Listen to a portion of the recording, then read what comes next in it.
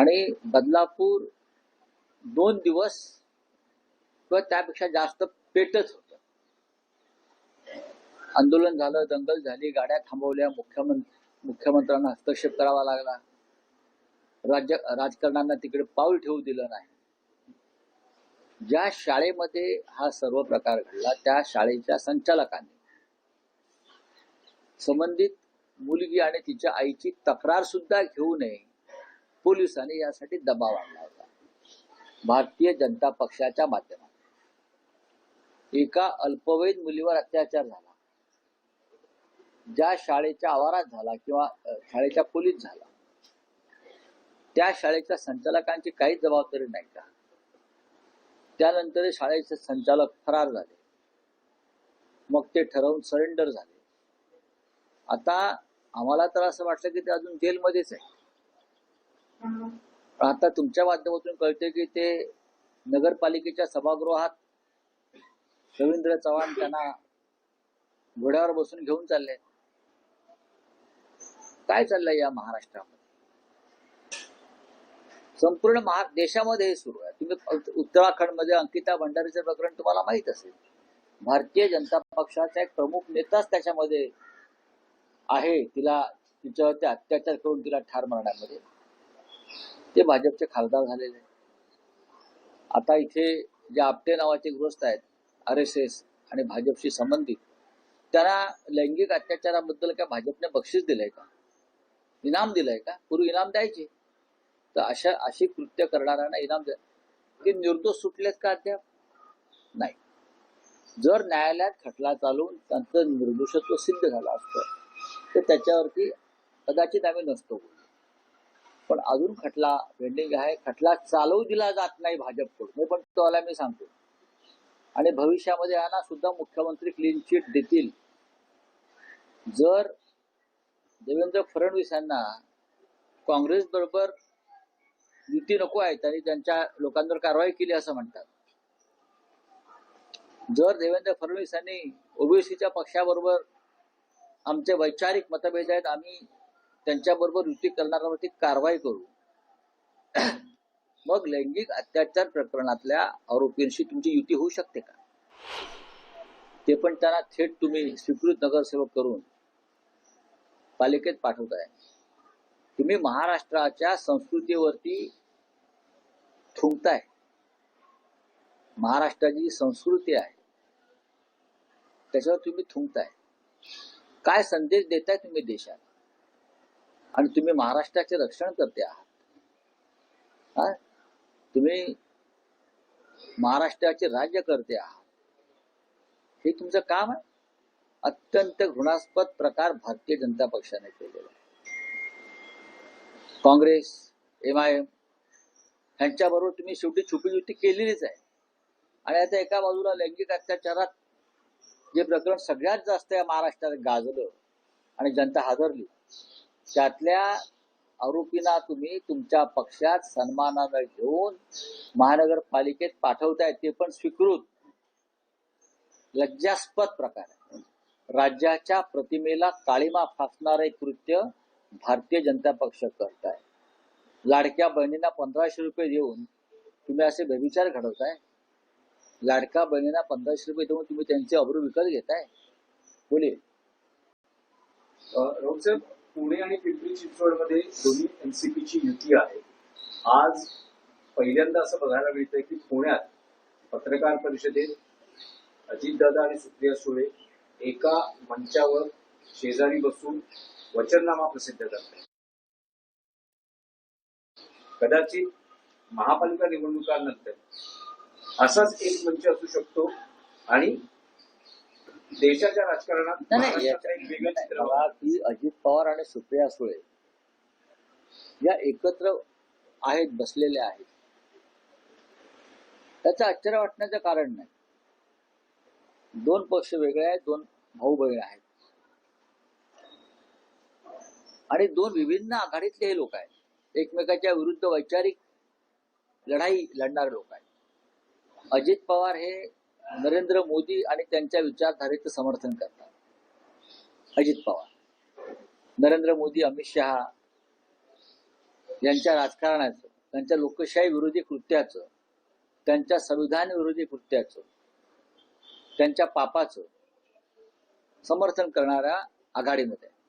आणि दुसऱ्या बाजूला शरद पवारांचा जो पक्ष आहे तो या सगळ्यांना विरोध करतो आहे की नरेंद्र मोदी लोकशाहीची हत्या करतायत, अमित शहा हे यंत्रणांचा गैरवापर करून विरोधकांचा आवाज दाबतायत, अमित शहा नरेंद्र मोदी हे हिंदू मुसलमान अशा धर्मांध विचारांच्या बरोबर आहेत आणि त्यावर निवडणुका लढतात. पण आता हे दोन पक्ष एकत्र होऊन निवडणुका लढतात. त्याच्यावरती भारतीय जनता पक्षानं उत्तर दिलं पाहिजे. मी सुप्रिया सुळे यांना प्रश्न विचारणार नाही. आमच्यासाठी अजित पवार भारतीय जनता पक्षाच्या विरोधात जाऊन इथे आलेले आहेत आणि निवडणूक लढतात हे महत्वाचं आहे. पण जर आता परवा आशिष शेलार हे अजित पवारांची सावरकरांवर शिकवणी घेत होते. मग अजित पवारांना शिकवणी लावली आहे का सावरकर विचारांची? मग जर शिकवणी लावली असेल तर मग तुमच्या बरोबर ते का नाही, ते दुसऱ्या पक्षाबरोबर का आहेत? पण महाराष्ट्राच्या राजकारणामध्ये जो गोंधळ झालाय, एक डबकं झालेलं आहे आणि त्या डबक्यामध्ये बेडूक डराव करत बसल्यात. त्यांना कोणता विचार नाही. मराठी मतदारांना आकर्षित करण्यासाठी भाजपने सध्या महाराष्ट्रामध्ये प्रश्न आहे की तुम्ही असं म्हणतात की दोन्ही विचारधारा वेगवेगळ्या आहेत पण एकत्र व्यासपीठावर आहेत. तर हे चित्र बघताना तुम्हाला आश्चर्य वाटतं की खंत वाटते? नाही, आश्चर्य वाटायला नको आणि खंत वाटायला नको. सध्याचं राजकारण ज्या पद्धतीने चाललेलं आहे, फक्त ये न केन प्रकारे माझी माणसं निवडून आली पाहिजे यासाठी लोक एकत्र येत आहेत. जर अमरनाथमध्ये काँग्रेसचे 12 नगरसेवक भाजपात विलीन होतात किंवा परभणीमध्ये शिंदे गट, ओबीसी गट एकत्र येतात, तर कोणती विचारधारा राहिली महाराष्ट्रात? विचारधारा फक्त व्यासपीठावर बोलण्यासाठी, बाकी काही नाही, आणि मुलाखती देण्यासाठी. Bombay is not Maharashtra city असं वादग्रस्त विधान भाजपचे नेते अण्णामलाई यांनी केले. त्याच्यावरती एकनाथ शिंदे यांच्या पक्षाचं काय म्हणणं आहे, जे स्वतःला शिवसेना वगैरे समजतात, आणि महाराष्ट्राचे मुख्यमंत्री देवेंद्र फडणवीस जे म्हणतात की सूर्यचंद्र असेपर्यंत मी मुंबईला महाराष्ट्रापासून वेगळं होऊ देणार नाही. बरं का, गर्जना चांगली आहे, पण तुमच्या पक्षाचेच पुढारी इथे येऊन मुंबई महाराष्ट्राची नाही असं म्हणतात, त्याच्यावर त्याने उत्तर दिलं पाहिजे. एकनाथ शिंदेने उत्तर दिलं पाहिजे, त्यांच्या लोकांनी उत्तर दिलं पाहिजे. मुंबई महाराष्ट्राची नाही असं तुमचे स्टार प्रचारक सांगतायत. हा जो कोणी अण्णा फण्णा झन्ना मलाही आहे, बरं का, हा विचार भाजपचा आहे का? तो भाजपचा नेता आहे. नेता असेल तर तुम्ही त्याच्या विरुद्ध, या अण्णामलाई विरुद्ध इथे गुन्हा दाखल केला पाहिजे महाराष्ट्रात. महाराष्ट्राच्या राजधानीविषयी तो असं कसं काय वक्तव्य करू शकतो?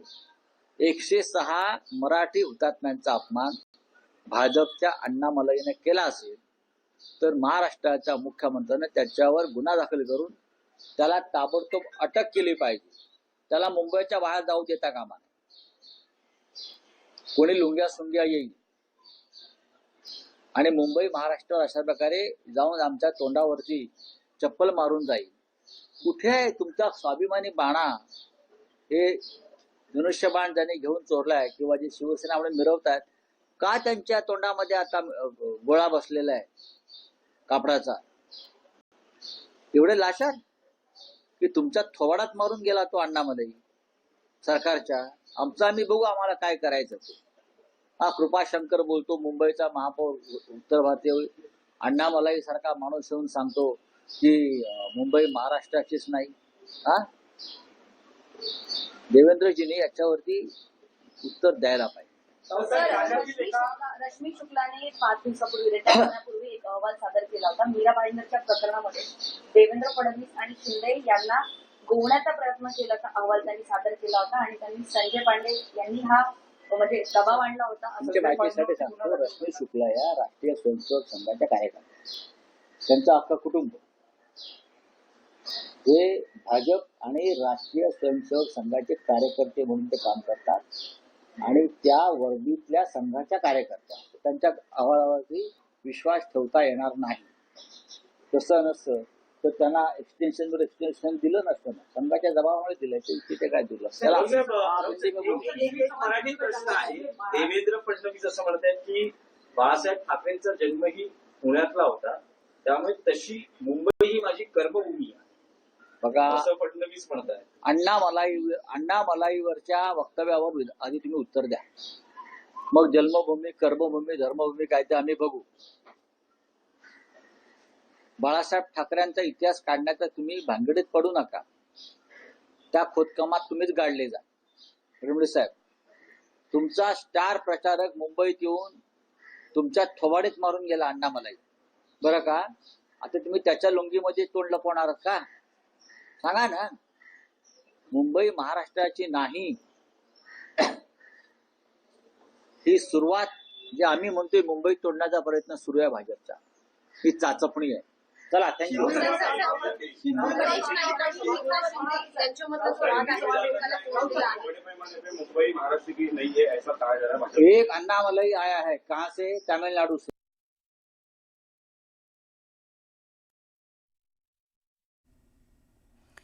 संजय राऊत यांचा पत्रकारांशी संवाद.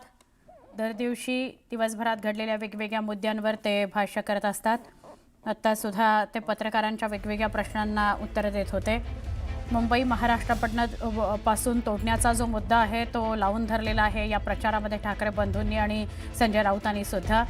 अण्णा मलाई यांनी जे वक्तव्य केलं त्याच्या विरोधातही त्यांनी भाष्य केलेलं आहे. आपण एक छोटासा ब्रेक घेऊ आणि अजून काही बातम्यांकरता काही क्षणात पुन्हा भेटू.